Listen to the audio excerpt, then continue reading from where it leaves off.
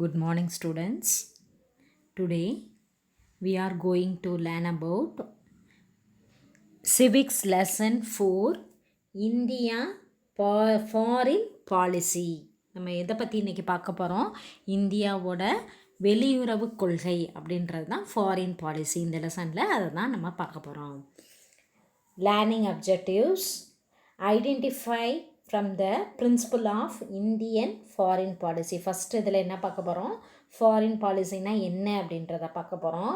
Second one non-alignment. Explain the movement and signification of non-alignment பற்றி பார்க்க போகிறோம். Next one, analyze the strength of non-alignment movement and foreign policy and explain the importance of foreign policy and difference of domestic policy and foreign policy. இதில் இருக்கிறத தான் நம்ம இந்த லெசனில் கண்டினியூஸாக பார்க்க போகிறோம். Let's see. Introduction.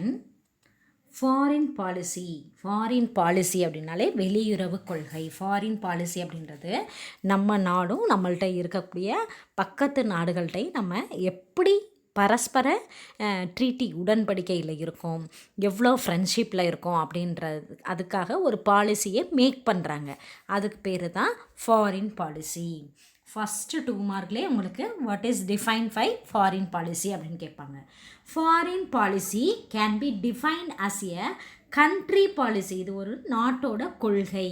That is conceived, designed and formulated to safeguard and promote her national interest in her external affairs in the context of relationship with other countries, both bilaterally and multilaterally. Foreign policy அப்படின்றது ஒரு கண்ட்ரியில் make பண்ணக்கூடிய ஒரு policy, அதை தான் foreign policy அப்படின்னு சொல்கிறோம். அது எப்படி அப்படின்னா கன்சீவ்டு அப்படின்றது. ஃபார் எக்ஸாம்பிளுக்கு சொல்கிறேன். ஃபார் ஒரு நாட்டில் ஆக்சிடெண்ட் ஆகிக்கிட்டே இருக்குது, நிறைய ஆக்சிடெண்ட் ஆகுது. அதை தடுத்து நிறுத்தணும், அந்த ஆக்சிடெண்ட்டை குறைக்கணும். அப்போ என்ன செய்யணும்? ஏதாவது ஒரு பாலிசியை மேக் பண்ணணும். அப்போ மேக் பண்ணும்போது அந்த பாலிசிக்கு ஒரு ஐடியாவை உருவாக்கணும், மேக் பண்ணணும். இப்படி இருந்தால் இது செய்ய முடியாது அப்படின்னு ஒரு ஐடியாவை மேக் பண்ணணும். இப்போ ஆக்சிடெண்ட் ஆகுது அப்படின்னா எல்லோரும் என்ன செய்யணும்? தலையில் ஹெல்மெட் போடணும் அப்படின்ற ஒரு பாலிசி. அதுதான் கன்சீவ்டு. ஒரு ஐடியாவை மேக் பண்ணுறது தான் கன்சீவ்டு. அண்டு டிசைன்டு மீன்ஸ் அதை வடிவமைக்கிறது. அதுக்கு என்ன ஐடியாவை எப்படி கொண்டு வரலாம், என்ன கொண்டு வந்தால் அதை குறைக்கலாம் அப்படின்னு பார்த்தோம்னா டிசைன்ட் அப்படின்னா வடிவமைக்கிறது. அப்போ ஹெல்மெட் போட்டால் நம்மளால் என்ன செய்ய முடியும்? அந்த ஆக்சிடெண்ட்டை குறைக்க முடியும். எல்லோரும் என்ன செய்யணும்? ஹெல்மெட் போடணும். அண்டு ஃபார்முலேட்டட், அதை என்ன செய்யணும்? சும்மா வாயில் சொல்லிக்கிட்டே இருந்தால் யாரும் என்ன செய்ய மாட்டாங்க, கேட்க மாட்டாங்க. அதை ஒரு சட்டமாக கொண்டுட்டு வரணும், ஒரு பாலிசியாக மேக் பண்ணணும். அதுதான் ஃபார்முலேட்டட். அது எதுக்காக இதெல்லாம் கொண்டுட்டு வராங்க? safeguard and promote her national interest in her external affairs. வெளிநாடுகள் இந்த எதுக்காக இதெல்லாம் சேஃப்கார்டு அப்படின்னா என்னது? நம்மளை பாதுகாத்துக்கிறதுக்கு. அண்டு ப்ரொமோட் நேஷ்னல் இன்ட்ரெஸ்ட், இதோடு இல்லாமல் பாதுகாப்பு மட்டும் இல்லாமல் அடுத்த நாடுகளோட நம்மளை வளர்ச்சியை ஊக்குவிக்கிறதுக்கு. And external affairs. External means வெளிநாடுகளோட தொடர்பு. அதான் external affairs in the context of relation with other countries. இதனால் ஒரு சட்டம் வடிவமைச்சு அதை உருவாக்கி அதை மேக் பண்ணி அதை நல்ல முறையாக ஸ்மூகமாக கொண்டு வரும்போது அடுத்த நாடுகளும் அவங்க என்ன செய்வாங்க? நம்மளை ஆதரிப்பாங்க. அதோடு இல்லாமல் போத் பைலேட்ரல்னால் 2 countries பிட்வீன் அதை தான் பைலேட்ரலி. இப்போ இந்தியாவுக்கும் சைனாவுக்கும் உள்ள ஒரு பாலிசிக்கான ட்ரீட்டியில் சைன் பண்ணிக்கிறது, அது பைலேட்ரலி. மல்டிலேட்ரலி அப்படின்னா பல நாடுகளுக்கு நம்ம ரிலேஷன்ஷிப்பை மெயின்டைன் பண்ணுறது மல்டிலேட்ரலி. இந்த அடுத்த நாடுகளோட உறவு வைக்கிறதுக்காக, நம்மளோட நாட்டோட நல்லனுக்காக, மேம்பாட்டுக்காக அடுத்த நாடுகளோட உறவு வச்சுக்கிறோம்ல, அதுக்கு பேர் தான் foreign policy. If you understood, first question என்ன கேட்பாங்க? உங்களோட புக் பேக்கில் page number 276 what is foreign policy அப்படின்னும்போது என்னோடய புக்கில் 269 introduction பேராகிராஃபில் foreign policy can be defined as a country policy that is conceived, designed and formulated to safeguard and promote her national interest in her external affairs in the context of relationship with other countries both bilaterally and multilaterally. இதுதான் உன்னோட first 2 mark question. உன்னோட புக்கில் இருக்கக்கூடிய what is foreign பாலிசின்னா இதை எழுதணும், இதுவரையே எழுதணும். இதுதான் உன்னோட ஃபஸ்ட்டு வாட் இஸ் ஃபாரின் பாலிசின்னு கேட்டால் இந்த கொஷினை மல்டிலேட்ரலி வரைய எழுதணும். இதுதான் first 2 mark question. Next one பாருங்கள். It seeks to secure the best interest of the people, territory and economy of the country. இந்த மாதிரி கொள்கை வளர்க்குறதுனால பீப்புள்ஸுக்கு எக்கனாமிக் வந்து என்னவாகுது, நிறைய க்ரோத் ஆகிறதுக்கு வாய்ப்பு இருக்குது. It is a direct reflection of country traditional valuables and overall national policy, her aspirations and self protection. ஒரு நாட்டு மக்கள் வந்து அவங்களோட சிறந்த நலன் கருதி பொருளாதாரம், அவங்களோட பரப்பளவு, நாட்டோட பரப்பளவு எல்லாத்தையும் பாதுகாப்பாக இருக்க செய்த ஒரு முயற்சியை தான் என்ன செய்தாங்க, ஃபாரின் பாலிசி அப்படின்னு சொல்கிறாங்க. It is direct reflection of the country traditional values and overall national policies, her aspiration and self precautions. இதை தான் நம்மளோட பாரம்பரியம், பரப்பளவு எல்லாத்தையும் பாதுகாக்கிறதுக்காக செய்த முயற்சி அப்படின்னு சொல்கிறோம். Nations have also been interdependence has been on incontroverted fact of international relation. இது வந்து ஒரு நாடு வந்து அடுத்த நாடுகளோட எப்போதுமே எப்படி இருக்கணும், தொடர்புலே இருக்கணும். ஒரு நாடு வந்து தன்னிச்சு இயங்க முடியாது, இன்னொரு நாடோட தொடர்பு நம்மளுக்கு தேவைப்படுகிறது. The main tools of foreign policy all treaties. ஒரு பாலிசி, ஃபாரின் பாலிசி அப்படின்றது ஒரு ட்ரீட்டிஸ், ஒரு உடன்படிக்கை மூலமாகவும் அல்லது எக்ஸிக்யூட்டிவ் அக்ரிமெண்ட் அப்படின்றது ஒரு நிர்வாக ஒப்பந்தம் மூலமாக இருக்கலாம். அண்ட் அப்பாயிண்டிங் அம்பாஸ்டர்ஸ்னால் ஒரு தூதுவர்கள் அப்படின்னு சொல்லுவோம். இந்தியாவுக்கும் சைனாவுக்கும் ஒரு தூதர் இருக்கார், இந்தியாவுக்கும் பாகிஸ்தானுக்கும் ஒரு தூதர் இருக்கார். அதை தான் அவங்களெல்லாம் யார் அப்பாயிண்ட் பண்ணுறாங்கன்னு படித்தோம், பிரசிடெண்ட் அப்பாயிண்ட் பண்ணுறாங்கன்னு லாஸ்ட் லெசனில் படிச்சிருக்கோம். அதை தான் தூதுவர்கள் நியமித்தல், appointing ambassadors. And foreign trade அப்படின்றது வந்து வெளிநாட்டில் இருந்து நம்மளுக்கு உதவிகள் கிடைக்கிறதும் நம்மளும் அவங்களுக்கு உதவி செய்கிறதும், அதுதான் foreign aid. And international trade, சர்வதேச சந்தை வாணிபம், இதுக்காக. அண்ட் ஆர்ம்டு ஃபோர்ஸ் மீன்ஸ் ஆயுதப்படைகள், இதுக்காக தான் எதை உருவாக்குறாங்க, ஃபாரின் பாலிசியை மேக் பண்ணுறோம். ஓகே, நெக்ஸ்ட் ஒன், இந்த க்ரீன் கலர் பாக்ஸ் பாருங்கள்.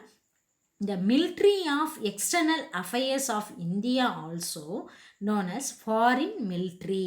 இந்த எக்ஸ்டர்னல் அஃபேர்ஸ், வெளியுறவு கொள்கை நியமிக்கிறவங்கள ஃபாரின் மினிஸ்டரி அப்படின்னு சொல்லுவோம். comes under the government of India, is responsible for the conduct of foreign relations of India. இவங்களுக்காகவே ஒரு இன்ஸ்டியூஷன், ஒரு ட்ரைனிங் சென்டரை இந்தியாவில் ஆரம்பிச்சிருக்காங்க. The Foreign Service Training Institute New Delhi is established in 1986. இந்த ஃபாரின் சர்வீசஸ், வெளியுறவு கொள்கையை அமைக்கிறதுக்காக ஒரு ட்ரைனிங் சென்டர் இருக்குது. அது எங்கே இருக்குன்னா நியூ டெல்லி. நம்மளோட ஹெட் குவார்ட்டர்ஸ் எங்கே இருக்குது, நியூ டெல்லி. இதை எப்போ எஸ்டாப்ளிஷ் பண்ணாங்க, 1986. It provides training for officers of Indian foreign of services, IFS, IAS படிப்பாங்க. அதுக்கப்புறம் IFS, ஃபாரின் சர்வீசஸ், வெளிநாட்டு தூதர அமைச்சர் அப்படின்னு சொல்லுவோம். அவங்கள தான் ஃபாரின் மினிஸ்டரி சர்வீஸ் அப்படின்னு சொல்லுவோம். IFS அப்படின்றது இந்தியன் ஃபாரின் சர்வீஸ். இவங்களுக்கு ஒரு ட்ரைனிங் சென்டர் நியூ டெல்லியில் 1986 ஆரம்பிச்சிருக்காங்க. Next one, the constitution of India 1950. நம்மளோட கான்ஸ்டியூஷன் எப்போ ஆரம்பித்தாங்க, 1950. ஆர்டிக்கல் 51 ஆர்டிக்கல் சட்ட வரையறை 51 படி lays down directive principle of Indian foreign policy. Directive principle of India foreign policy என்னெல்லாம் இருந்துச்சு நம்ம சட்டத்தின் சட்டப்பிரிவு 51 படி ஃபாரின் பாலிசி என்னெல்லாம் இருந்துச்சு, எதுக்காக இதை கொண்டுட்டு வந்தாங்க. The state shall endeavour to promote international peace and security. First எதுக்காக கொண்டிருக்காங்க, அமைதி மற்றும் பாதுகாப்புக்காக. Second one, maintain just and honourable relation between nation. அடுத்த நாடுகளுக்கு மதிப்பு கொடுக்கறதுக்காக. நம்மளும் நம்ம நாட்டையும் மதிக்கணும், அடுத்த நாட்டையும் நம்ம என்ன செய்யணும், நேசிக்கணும், மதிக்கணுன்றதுக்காக. ஃபஸ்ட்டு பாயிண்ட் என்ன பார்த்தோம், promote international peace and security. Second one, honourable relation between nation, அடுத்த நேஷனை மதிக்கணுன்றதுக்காக. Foster respect of the international law and international organisation. International உலக அளவில் பன்னாட்டு அளவில் சட்ட முறைகளையும் ஒரு இன்டர்நேஷ்னல் ஆர்கனைசேஷனையும் கொண்டு வரணும். Next one, encourage settlement of international dispute and arbitrations. என்ன செய்கிறாங்க, இன்டர்நேஷ்னல் அளவுக்கு பன்னாட்டு அளவுக்கு என்ன சால்வ் ஒரு நாட்டுக்கும் அடுத்த நாட்டுக்கும் என்ன பிரச்சனைகள் இருந்தாலும் அதை சால்வ் பண்ணுறாங்க. அதான் இன்டர்நேஷ்னல் டிஸ்பியூட் பை ஆர்டிபியூஷன்ஸ். நெக்ஸ்ட் என்ன பார்க்க போகிறோம், main objectives of our foreign policy. நம்மளோட நோக்கம், இந்த ஃபாரின் பாலிசியில் ஆரம்பிக்கிறதுக்கான நோக்கம் என்ன அப்படின்னு பார்க்குறோம். ஃபஸ்ட்டு ஒன், நேஷ்னல் செக்யூரிட்டி, உலக அளவில் நம்மளுக்கு பாதுகாப்பு கிடைக்கணுன்றதுக்காக. நேஷ்னல் ப்ராஸ்பரிட்டி அப்படின்னா நம்மளோட வளங்களை பாதுகாக்கணுன்றதுக்காக. Increasing the number of friendly nation, நிறைய நேஷனோட நம்ம என்ன செய்யணும், உறவு வச்சுருக்கணும், நல்ல ரிலேஷன் வச்சுருக்கணும். Achieving world peace and enable of nations to peacefully coexist. Achieving, நம்ம உலகத்தில் இருக்க எல்லா நாடுகளுக்கும் பீஸ்ஃபுல், அமைதியை நிலைநாட்டணும், அந்த நாடுகளும் அமைதியை விரும்பணும். லாஸ்ட் ஒன், எக்கனாமிக் டெவலப்மெண்ட், நம்மளோட பொருளாதாரம் வளம் மேம்படணும். இதுக்காக தான் இந்த ஃபாரின் பாலிசியை நம்ம உருவாக்கியிருக்கோம். நெக்ஸ்ட் என்ன பார்க்க போகிறோன்னா, பஞ்சசீல். பாஞ்ச் அப்படின்னா 5 அப்படின்னு சொல்லுவாங்க. பஞ்சசீல் அப்படின்ற வேர்டு சான்ஸ்கிரிட்லேருந்து வந்ததுனால தான் பஞ்சசீல். பாஞ்ச் அப்படின்னா 5, சீல் அப்படின்றது விர்ச்சூஸ்னால் குட் குவாலிட்டி, நற்பண்புகள் அப்படின்னு சொல்கிறது தான் விர்ச்சூஸ். அதை நம்மளோட first prime minister, who is the first prime minister, Jawaharlal Nehru. Jawaharlal Nehru தான் ஃபஸ்ட்டு ப்ரைம் மினிஸ்டர். அவர் இந்த பஞ்சசீல் அப்படின்னு ஒரு ஃபாரின் பாலிசிக்காக பஞ்சசீல் அப்படின்ற ஒரு பாலிசியை மேக் பண்ணியிருக்காங்க. The five principle of peaceful coexistence between India Prime Minister Jawaharlal Nehru. Who make this policy? Jawaharlal Nehru. And China Premier Chu Enlil. யாருக்கும் நடந்த இந்த அக்ரிமெண்ட் அப்படின்றது, சைனாவில் இருக்க மினிஸ்டரும் ஜவஹர்லால் நேரும் ஒரு ட்ரீட்டியில் சைன் பண்ணிக்கிறாங்க. பாண்டுங் அப்படின்ற ஒரு கான்ஃபரன்ஸ் மூலமாக சைன் பண்ணிக்கிறாங்க. Was signed on 28 April 1954, which started that two government entered into agreement based on the following principle. யாருக்கும் நடக்கிற ஒரு ட்ரீட்டி இது, இந்தியாவுக்கும் சைனாவுக்கும் நடக்கிற ஒரு ட்ரீட்டி தான் பஞ்சசீல் அப்படின்றது. அப்போ யார் மினிஸ்டராக இருக்காங்க, ஜவஹர்லால் நேரு. சைனாவில் யார் மினிஸ்டராக இருக்காங்க, பிரீமியர் சூ என் லை அப்படின்றவர் இருக்காங்க. 2 பேரும் 28 April 1954 ட்ரீட்டியில் சைன் பண்ணுறாங்க. இதில் நம்மளோட ப்ரைம் மினிஸ்டர் ஒரு 5 பாயிண்ட்டை எடுத்து சொல்கிறாங்க. அதுதான் இது பஞ்சசீல் அப்படின்னு சொல்ல. அது ஃபஸ்ட்டு பாயிண்ட் பாருங்கள், mutual respect for each other territorial integrity and sovereignty. ஒருத்தருக்கு ஒருத்தர் என்ன செய்யணும், ஒரு பரஸ்பர, மியூச்சுவல் அப்படின்னாலே என்னது, பரஸ்பர தன்மை அப்படின்னு சொல்லுவோம். ஒரு ரெஸ்பெக்ட் இருக்கணும். ஒரு டெரிட்டரி ஒரு பிளேஸ்க்கும் இன்னொரு கவர்மெண்ட்டுக்கும் ஒரு மியூச்சுவல் அண்டர்ஸ்டாண்டிங் இருக்கணும். இன்டிகிரிட்டி அப்படின்றது ஒற்றுமையும், அண்டு சோவியகிரிட்டி அப்படின்றது ஒரு இறையாண்மை, ஒரு இரக்கமுள்ள ஒரு அரசாக செயல்படணும்.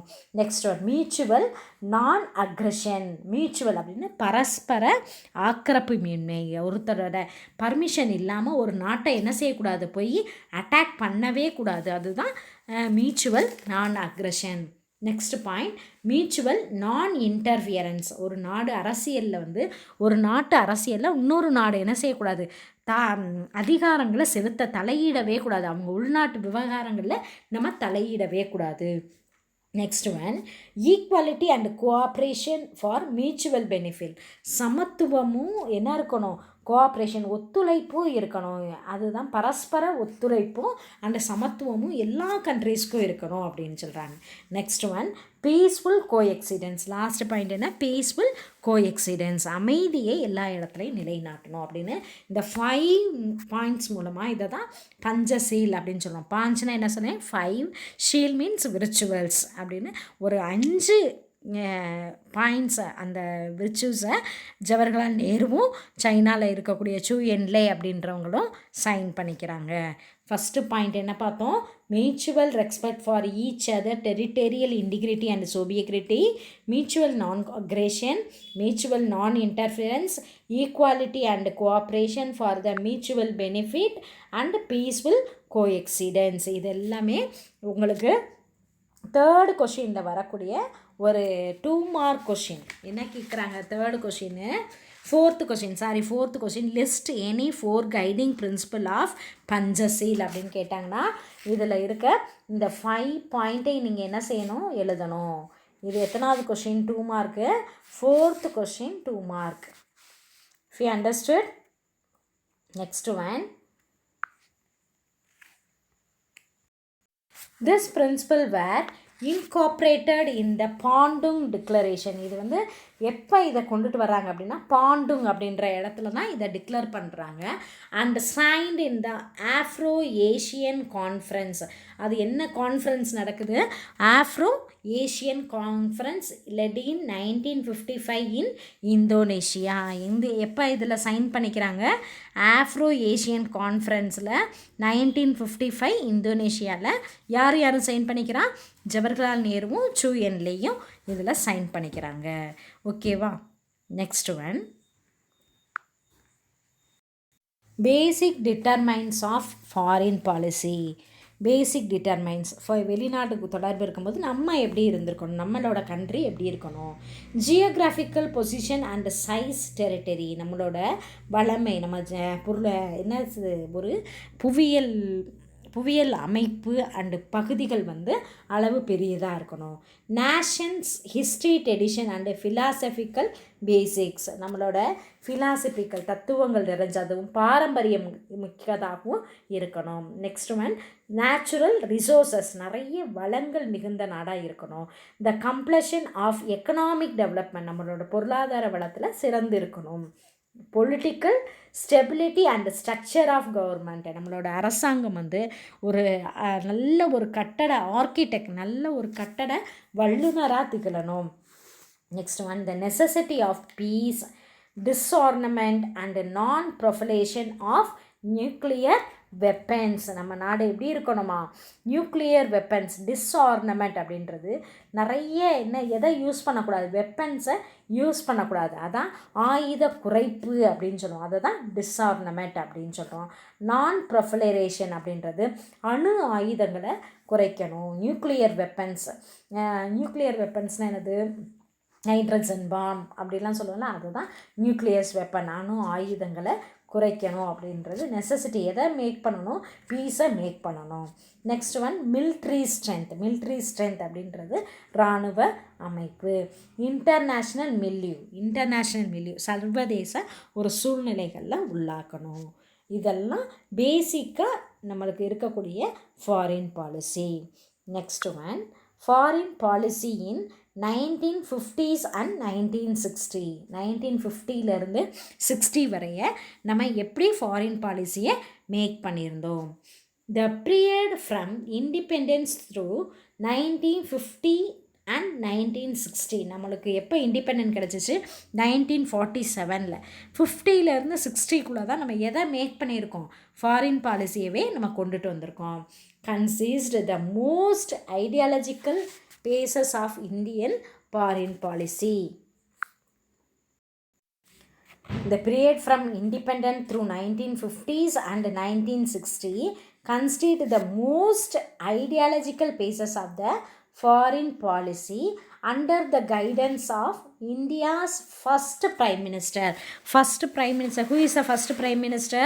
பண்டிட் ஜவஹர்லால் நேரு. அவங்களோட தலைமையில் 1950ஸ்லேருந்து 60ஸ்குள்ளே ஒரு ஃபாரின் பாலிசியை ஜவஹர்லால் நேரு மேக் பண்ணியிருக்காங்க.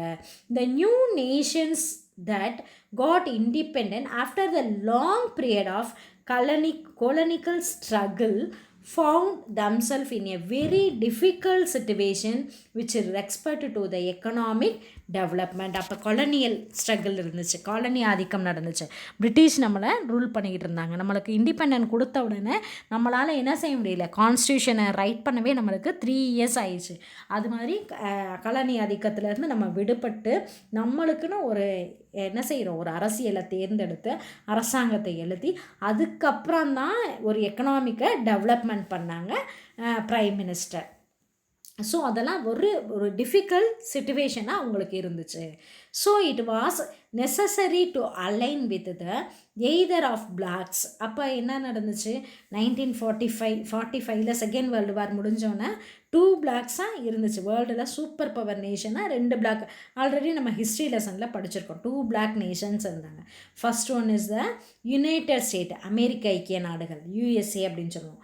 Another one super power nation Union Soviet Socialist Republic, USSR. 2 பிரிவாக பிரிஞ்சிருந்தாங்க. வேர்ல்டில் 2 super power nation. First one is a USA, second one is a USSR. நம்ம இந்தியாவே என்ன செஞ்சாங்க, வற்புறுத்துனாங்க, ஏதாவது ஒரு பிளாக்ல நம்ம என்ன செய்யணும், ஜாயின் ஆகணும் அப்படின்னு. அதுக்கு நேரு என்ன செய்யலை, இந்த 2 பிளாக்லையுமே ஜாயின் பண்ணவே இல்லை. Nehru's India's first prime minister was opposed to the rivalry of the 2 superpowers, America and Russia. அமெரிக்காவும் ரஷ்யாவையும் என்ன செய்யலை, இவர் ஜாயின் பண்ணலை, அப்போஸில் தான் இருந்தாங்க.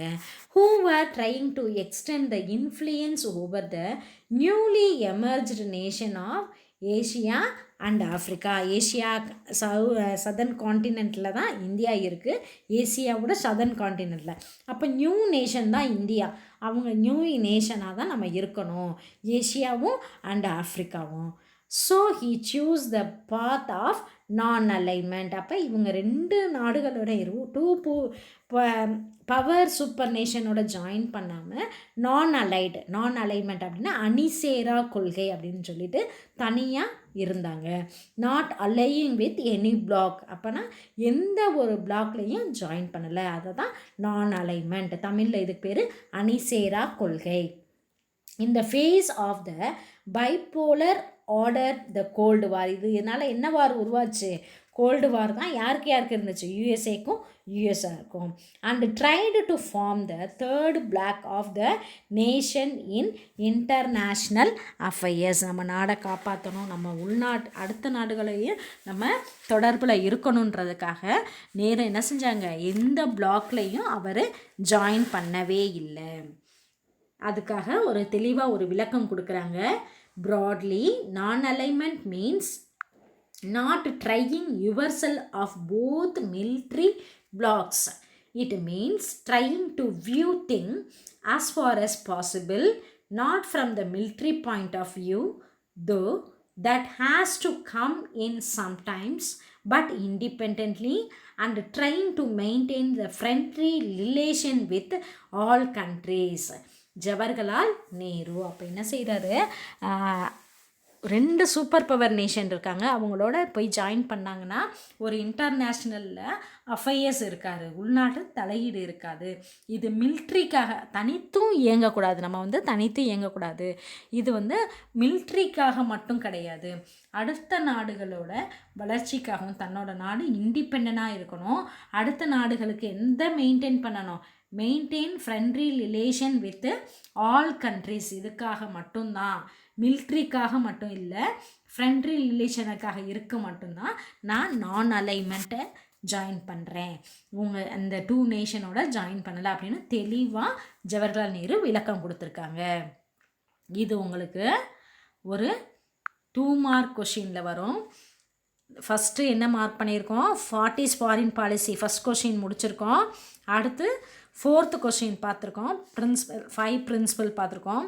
நெக்ஸ்ட் ஒன் பாருங்கள், 5th கொஸ்டின் பாருங்கள். What was the reason for India to choose the path of non alignment movement அப்படின்னு கேட்டாங்க அப்படின்னா, பேஜ் நம்பர், உங்களோட புக்கில் பேஜ் நம்பர் 270 எடுத்துக்கோங்க. பேஜ் நம்பர் 270ல் த பீரியட் ஃப்ரம், இது என்ன question answer, 5th question answer. The period from independent through, அதிலிருந்து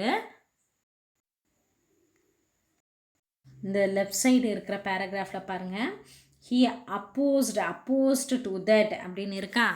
இதில் நேரு வரைய நீங்கள் மார்க் பண்ணிக்கிறீங்க.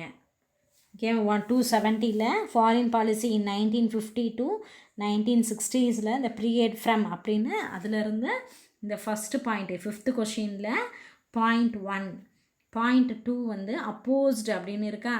11th லைன், அதே பேராகிராஃபில் 11th லைனில் அப்போஸ்டுக்கு பக்கத்தில் நேருன்னு எழுதிக்கோங்க. Nehru opposed to the rivalry of the 2 powers America and Russia up to either the aligning any bloc, up to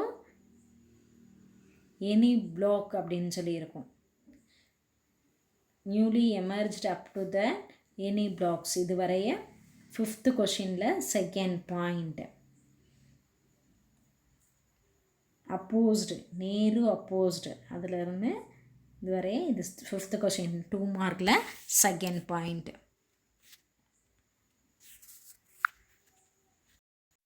next பாருங்கள், த நான் அலைன்மெண்ட் மூமெண்ட் இன் 1961 அணிசேரா கொள்கை, அதுக்கு பேர் நாம் அப்படின்னு கூட சொல்லுவோம். இன் 1691ல் இதை ஆரம்பித்தாங்க. The term non alignment was coined by V Krishna Menon in his speech at the United Nations in 1953, and non-alignment between recorded as the most important features of the Indian foreign policy. இது என்ன வருது, ஃபஸ்ட்டு யுனைடெட் நேஷனில் நம்ம போய் பேசுகிறோம், India போய் பேசுது 1953ல்.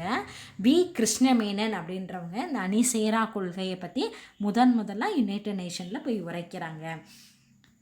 Next த நான் allied moment நாம், இதுக்கு இன்னொரு பேர் என்னது, NAM was formed with a members of 120 countries. இந்த நாமில் எத்தனை கண்ட்ரிஸ் ஜாயின் பண்ணியிருந்தாங்க, 120 countries and 17 state as observed and 10 international organisation. இதில் நாம்ஸில் 120 கண்ட்ரிஸ் வந்து பார்ட்டிசிபேட் பண்ணியிருக்காங்க, 17 ஸ்டேட் இதை அப்சர்வ் பண்ணியிருக்கு, அண்ட் 10 இன்டர்நேஷ்னல் ஆர்கனைசேஷன் உருவாகியிருக்கு.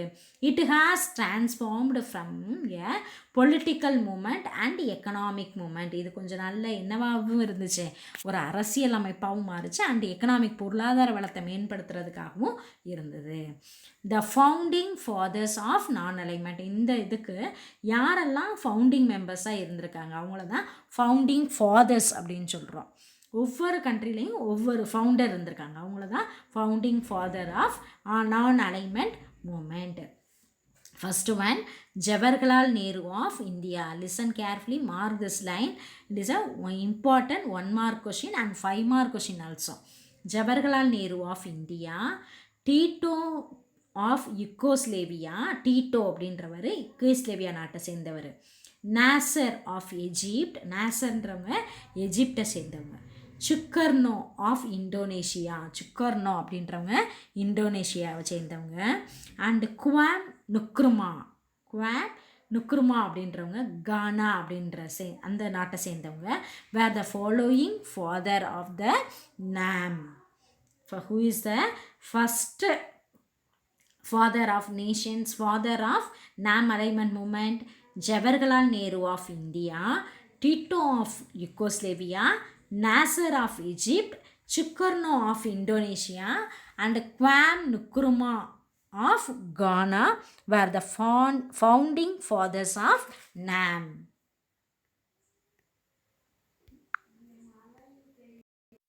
உங்களோட புக்கில் பேஜ் நம்பர் 276 பாருங்கள், write a detailed note on non alignment அப்படின்னு கேட்டாங்க. 5 மார்க் கொஷின் கேட்டாங்க அப்படின்னா இதிலிருந்து பேஜ் நம்பர் 270 இந்த நான் அலைன்மெண்ட் மூமெண்ட் டீட்டெயில் 1 இதிலிருந்து நெக்ஸ்ட்டு 271 வரைய என்ன எழுதணும், இந்த ஃபுல் பாயிண்ட்டை எழுதுனா தான் உங்களுக்கு 5 மார்க் கொஷினில் வரக்கூடியது. 271 இப்போ மார்க் பண்ணிட்டு வாங்க. 271 அந்த பேராகிராஃப் முடிய நான் அலைன்மெண்ட் மூமெண்ட் கண்டினியூஸ் ஆகும், டீட்டெயிலாக கண்டினியூ ஆகுது. இதை ஹெட்டிங்காக போட்டுக்கோங்க. India's foreign policy during cold war. Cold war எப்போ இருந்துச்சு, 45 இருந்துச்சு. அப்போ இந்தியாவோட ஃபாரின் பாலிசி எப்படி இருந்தது?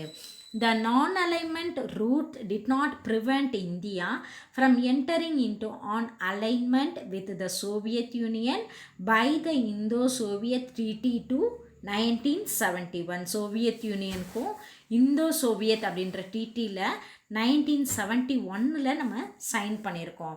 அது 20 இயர்ஸ்க்கு 1950 71 வரைய நம்ம சைன் பண்ணியிருக்கோம். 20 years pact of peace, friendship and cooperation. எதுக்காக நம்ம சோவியத் யூனியனோட சைன் பண்ணியிருக்கோம்? பீஸ்ஃபுல்லாக இருக்கணும், ஃப்ரெண்ட்ஷிப் நேஷனாக இருக்கணும், கோஆப்ரேஷனாக இருக்கணும் அப்படின்றதுக்காக 1950 to 1971 வரைய நம்ம சைன் பண்ணியிருக்கோம். அந்த இயர் என்னது, 20 இயர் பேக்ட் அப்படின்னு சொல்லுவோம். Then India embarked on the substantial program of military modernization. இதனால் இந்தியாவில் அதுக்கப்புறம் 1950க்கு அப்புறம் இந்தியாவில் மாடர்னேஷன் மிலிட்ரிஸில் நிறைய மாடர்னைசேஷன் மாற்றங்கள் நவீனமயம் ஆகிடுச்சு. In 1974 India also conducted the first nuclear test at Bukharan and subterranean in nuclear exploration project in responsible to China nuclear test in 1964 at Lapnar. First நிறைய மிலிட்ரிங்கெல்லாம் என்ன செஞ்சோம், நம்ம மாடர்ன் ஆகிட்டே வந்தோம். ஃபஸ்ட்டு 1974 நம்ம நியூக்ளியர் டெஸ்ட் பாம் ட்ரீட்டி அப்படின்னு சொல்லிட்டு hydrogen bomb போட்டு நம்மளோட இராணுவத்தை வளர்க்க ஆரம்பித்தோம். சப்டரைன் ஒரு பகுதி, ஒரு டெரைன்னா காடு பகுதி இருக்கிற இடத்துல, அது எங்கே இருக்குன்னா பொக்ரான் அப்படின்ற இடத்துல என்ன செய்து ஒரு அணு ஆயுத பரிசோதனையை 1974 செஞ்சு முடித்தோம். அப்போ யாரோட நம்மளுக்கு 1964 சைனா நியூக்ளியர் டெஸ்ட் பண்ணியிருந்தாங்க. லப்னார் அப்படின்ற இடத்துல 1964 அவங்களும் செஞ்சுருந்தாங்க. அவங்கள எதிர்த்து தான் 1974 நம்மளும் ஒரு அணு ஆயுத சோதனை பொக்ரான் அப்படின்ற இடத்துல நடத்தினோம். Changing global conditions determine the foreign policy details. India got that political freedom in aftermath of the disastrous Second World War, and India had to be renamed for the active poverty and literacy. என்ன செய்யுது, கொஞ்சம் கொஞ்சமாக அந்த second world வாருக்கு அப்புறம் நம்ம நாடு ரொம்ப வறுமைக்கும் illiteracy அன்எஜுகேட்டடாகவும் தான் இருந்தாங்க. அண்டு சோஷியோ எக்கனாமிக் கண்டிஷன்ஸ் நம்மளுக்கு அப்படியே பொருளாதார வளம் 1945 ரொம்ப பெருமந்தமாயிருச்சு.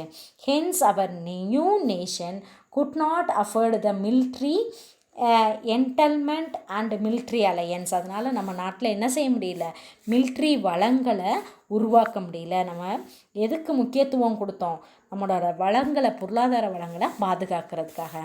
Hence our new nation could not afford to the military entanglement and military alliance. Available of military blocs was the not option but necessity. அப்போ நம்மளோட மிலிட்ரிக்கு செலவு செய்கிறது அப்படின்றது நம்மளுக்கு நெசசிட்டியாக இல்லாமல் இருந்துச்சு.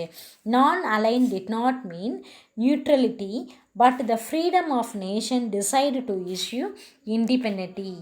இண்டிபெண்டன்ட்லி என்ன செய்கிறாங்க, நியூ நேஷன்ஸ் வந்து அப்போ மிலிட்ரி நேஷனுக்கு நடு நிலைமை நியூட்ரலிட்டி அப்படின்றது நம்ம நேஷன் எதில் இருந்துச்சு, அணிசேரா கொள்கையிலையும் நியூட்ரலிட்டியில் மட்டும்தான் இருந்துச்சே தவிர இண்டிபெண்ட்டாக freedom of nation decide to issue independently.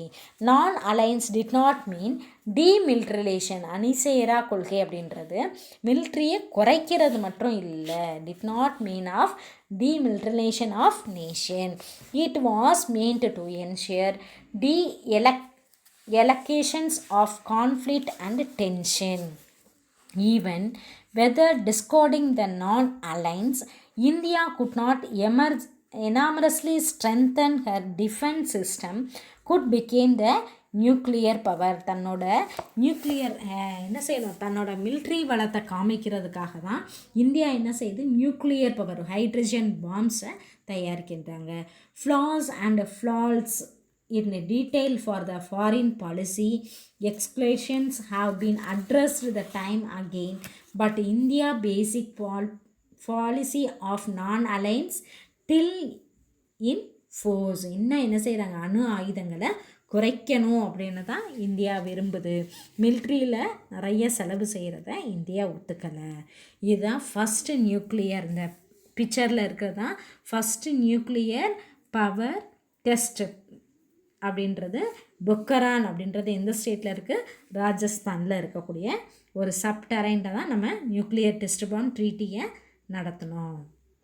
இதுவரைய உங்களுக்கு நான் அலைன்மெண்ட் மூமெண்ட்டோட ஃபஸ்ட்டு டீட்டெயிலு கம்ப்ளீட் ஆகுது. இதுவரைய நீங்கள் புக்கில் மார்க் பண்ணிக்கோங்க. Next one, new development in the 1990s and the 20th century. நியூவாக டெவலப்மெண்ட் இப்போ 50 to 60 பார்த்தோம். அடுத்து நியூ டெவலப்மெண்ட் எப்போ இருக்குது, 1990 அண்ட் 20th century வரைய நம்ம எப்படி இருந்தோம்.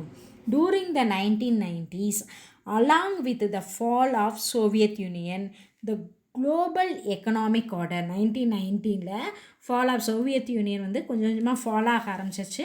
New economic global economic development ஆகுது. நியூ எக்கனாமிக் டெவலப் ஆகுது 1990 பார்த்தோம். ஃபஸ்ட் ஒன் பாருங்கள், லிபரலேஷன் அப்படின்றது தனியார் ஒவ்வொரு கண்ட்ரிக்கு வந்து என்னது, உங்கள் ட்ரேடில் ஒரு ஃப்ரீ பாலிசி சிஸ்டமாக உருவாக்குறாங்க. ஃப்ரீ ட்ரேட் பாலிசி அப்படின்னு சொல்கிறது தான் லிபரலேஷன் அப்படின்றது. ப்ரைவேட்டேஷன் அப்படின்றது தனியார் மயத்துக்கு உரிமை கொடுக்கறது. குளோபலேஷன் அப்படின்றது உலகமயமாதல் அப்படின்றது. எல்பிஜி அப்படின்னு கேட்பாங்க. LPG, L means liberation, P means privatization, G means globalizations அப்படின்னு நீ எழுதணும். அதான் 1990 நம்ம எக்கனாமிக்கில் டெவலப் பண்ணோம். Emerge with the support of the western powers, India enter the pact with the global economic forms. எதில் வந்து நம்ம சைன் பண்ணோம், global economic forms, and enter into the bilateral territorial multilateral agreement. ஒரு 2 நாடுகளுக்குள்ள கண்ட்ரி, ட்ரைலேட்ரல் 3 கண்ட்ரீஸ்க்கு, and multilaterals ஏனைய countries நிறைய கண்ட்ரீஸ்க்கு நம்ம GATT அது மூலமாக சைன் பண்ணுறோம். It is nuclear experiment result in the intimidatory reaction with the western world. The shift of in Indian policy manifested the various ways such as, first one, better relation with China, the look east policy. சைனாக்கும் நம்மளுக்கும் இருக்கக்கூடிய ஒரு policy தான் first China the look east policy அப்படின்றதில் sign பண்ணியிருக்கோம். Second nuclear test. First nuclear test 1974, second nuclear test Pokhran 1998, செகண்டும் பொக்ரானில் 1998 திரும்ப செய்கிறோம். Defence procurement relation with Israel. Defence அந்த அணு ஆயுதங்களை குறைக்க சொல்லி இஸ்ரேல் கூட நம்ம ரிலேஷன் வைக்கிறோம். அண்டு ப்ரோக்ரமெண்ட் டிஃபென்ஸ் எக்ரிமெண்ட், அந்த ஆயுதங்கள் கொஞ்சம் நம்மளுக்கு கிடைச்சோம் அப்படின்றதுக்கு அதுக்காகவும் சைன் பண்ணுறோம். Energy diplomacy of Arab countries and Iran. Energy அவங்களுக்கு வளைகுடா நாடுகளோட ஒரு தொடர்பு அப்படின்னா எனர்ஜி, ஆயில், கேஸ், பெட்ரோலியம் அதுக்காகவும் நம்ம அவங்களோட என்ன செய்கிறோம், ட்ரீட்டியில் சைன் பண்ணுறோம். Accreting the US military nuclear missile defence. அடுத்து என்ன செய்கிறோம், யூஎஸோட நம்ம நியூக்ளியர் மிஸ்ஸில் டிஃபென்ஸ்க்காக சைன் பண்ணுறோம். Nuclear missile defence programme. And next one, India vote against the Iran and international atomic energy agency. International ஈரானோட அட்டாமிக் அப்படின்றது கண்ணுக்கு தெரியாத அணுக்கள், அணுக்குருக்கள் அப்படின்னு சொல்லுவோம். அதில் மூலமாக எனர்ஜி தயாரிக்கிறதுக்காக இந்தியா ஓட் அகெயின்ஸ்ட் ஈரான் அவங்களுக்கு ஒரு ட்ரீட்டியில் நம்ம சைன் பண்ணுறோம். India is a resurgent in 21st, இப்போ 20th century பார்த்தா இப்போ 21st எவ்வளோ வளர்ச்சி அடைந்திருக்கும். The foremost task of India foreign policy it is enable to the domestic transformation of India. Domestic அப்படின்றது உள்நாட்டுக்குள்ளேயே நிறைய பவர்ஸை ட்ரான்ஸ்ஃபர் பண்ணுறது தான் domestic transformation. India has adjust to meet the needs of இன்டென்சிட்டிஃபை economic engagement with the world. பொருளாதார வளங்களில் சிறந்து விளங்குறதுக்காக வேர்ல்டில் ஒரு தனி இடத்தை பெறுது. Which is designed to meet the needs and increased inflow of capital அப்படின்றது ஒரு பொருளாதாரம், வளம், மணியை குறிக்குது. அண்டு டெக்னாலஜி வளர்ச்சி and ideas and innovation our development and reemergence as one of the world leading economics. பொருளாதார வளத்தில் மிக சிறந்த அளவில் உலகத்தில் சிறந்து விளங்குது. அதுக்கு தேவையான கேபிட்டல் இருக்குது, டெக்னாலஜி இருக்குது, ஐடியாஸ் அண்ட் இன்னோவேஷன் நிறைய புதுமைகளை படைத்து வருகிறது. India engaged the current global subject and articulates in its international policy in order to gain, promote, place and maker presence felt in the global scale. It has joined the new global groups like Group of G20 அப்படின்றது ஒரு மாநாடு. G20 அப்படின்ற இடத்துல world மார்க்கெட்டில் நம்மளும் ஒரு பிளேஸில் இருக்கும். India, Brazil, Africa, south Africa, அதை தான் இவங்களோட ட்ரீட்டியில் சைன் பண்ணது தான் IBSA அப்படின்றது. India, Brazil, south Africa. And BRICS, அதுக்கு பேர் என்ன சொல்லுவோம், பிரிஸ்க் மாநாடு அப்படின்னு சொல்லுவோம். BRICS அப்படின்றது ஃபஸ்ட்டு ஒன் என்னது, Brazil and Russia, India, China and South Africa, which gives more scope of the India to play the larger role in the global affairs. G20லையும் சைன் பண்ணியிருக்கோம். இந்த நாடுகளோட பிரிஸ்க் அப்படின்ற ஒரு கான்ஃபரன்ஸ்லையும் மீட் பண்ணியிருக்கோம். India's global security concern are reflected is the military modernisations, maritime security and nuclear policy. எதுக்காக இதை மெயின்டைன் பண்ணியிருக்கோம், மிலிட்ரியில் புதுமைகளை படிக்கிறது அண்ட் மெரிடைம் என்ன நேரமும் எப்போதுமே ஒரு என்னது பாதுகாப்பை விரும்புகிறது அண்டு நியூக்ளியர் பாலிசி ஆயுதங்கள் குறைப்பு, அணு ஆயுதங்களை குறைக்கிறதுக்காக ஒத்துழைக்கிறது அப்படின்னு இதுக்காக சைன் பண்ணியிருக்கோம்.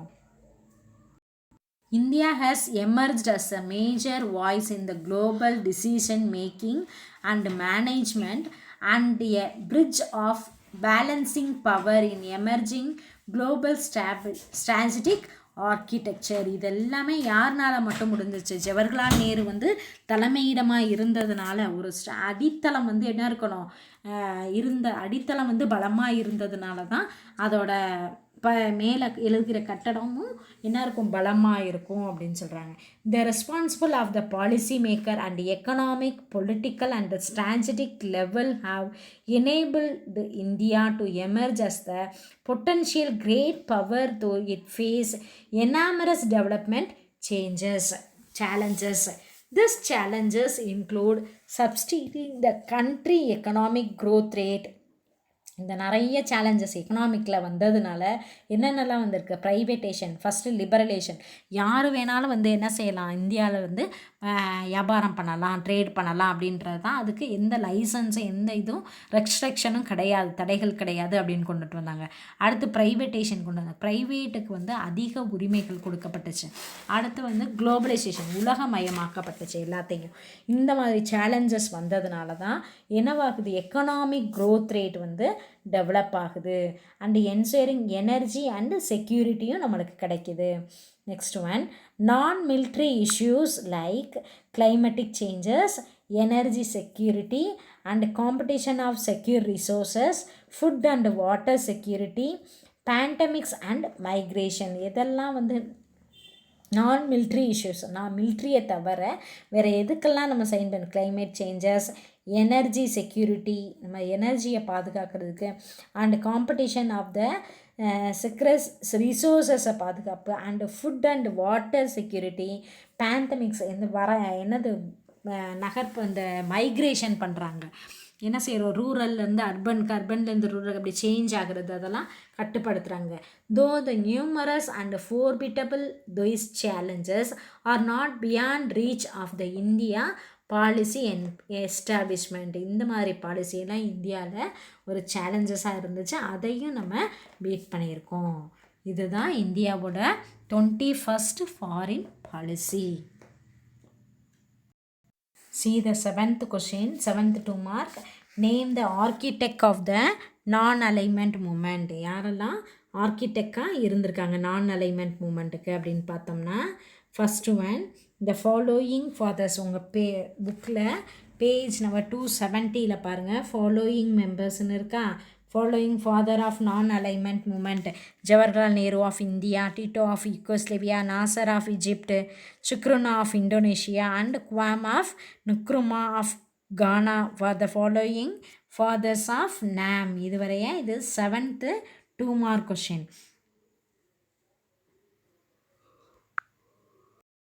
Listen students, இப்போ ஃபஸ்ட்டு கொஷின் நம்ம பார்த்துட்டோம். வாட் இஸ் ஃபாரின் பாலிசி அப்படின்றது உன்னோட புக்கில் 269 இருக்குது, மார்க் பண்ணி கொடுத்துருக்கேன். அடுத்து 4th கொஷின் பார்த்துருக்கோம். பஞ்சசீல் அப்படின்றதில் உங்களோட புக்கில் பேஜ் நம்பர் 270, இதுவும் பேஜ் நம்பர் 270 மார்க் பண்ணி கொடுத்துருக்கேன். அதில் 5 இருக்கும். பஞ்சசீல் அப்படின்றது 5. உனக்கு என்ன கேட்டிருக்காங்க, 4 தான் கேட்டிருக்காங்க. அப்போ 4 பாயிண்ட் எழுதுனா போதும். நெக்ஸ்ட் ஒன் பாருங்கள், 5th கொஷினும் மார்க் பண்ணி கொடுத்துருக்கேன். What was the reason of to choose the foreign policy அப்படின்னு சொல்லிட்டு அதையும் மார்க் பண்ணியிருக்கோம். Page number 270. 5th கொஷினும் முடிச்சிட்டோம். அடுத்தது 7th கொஷின் பாருங்கள். நேம் த நான் அலைன்மெண்ட் மூமெண்ட் ஃபவுண்டிங் ஃபாதர்ஸ் அப்படின்னு 270 லாஸ்ட் லைனில் மார்க் பண்ணி கொடுத்துருக்கோம். இப்போ 4 2 மார்க் வந்து நம்ம முடிச்சிட்டோம். அடுத்தது 270 non alignment, write the detail note on non alignment movement, அதுவும் நம்ம பார்த்துட்டோம். 270 உங்களுக்கு நான் அலைன்மெண்ட் மூமெண்ட் அப்படின்ற ஒரு பேராகிராஃப் பார்த்தோமா, அதுவும் முடிச்சிட்டோம். நெக்ஸ்ட் ஒன் பாருங்கள், discuss the core determinations of India's foreign policy, அதுவும் பேஜ் நம்பர் 270 எடுங்க, அதை மார்க் பண்ணிக்கோங்க. See the detailed question. First question பார்த்தோம், write a detailed note on non-alignment movement. 270 இருந்து ஆரம்பித்து 71 முடியுது, அந்த புக்ரான் பிக்சருக்கு முன்னால் வரைய. அடுத்து செகண்ட் டீட்டெயில் பாருங்கள், discuss the core determines of Indian foreign policy. இது பேஜ் நம்பர் 270 எடுத்துக்கோங்க. இப்போ மார்க் பண்ணி தரேன். உன்னோட புக்கில் 270 பாருங்கள், 4.3 பேராகிராஃபில் இதுதான் டீட்டெயில் 2 மிலிட்ரி, இன்டர்நேஷ்னல் மிலிட்ரி வரைய determine factor of foreign policy இருக்கா, இதுதான் டீட்டெயில் 2 கொஷின் ஆன்சர்.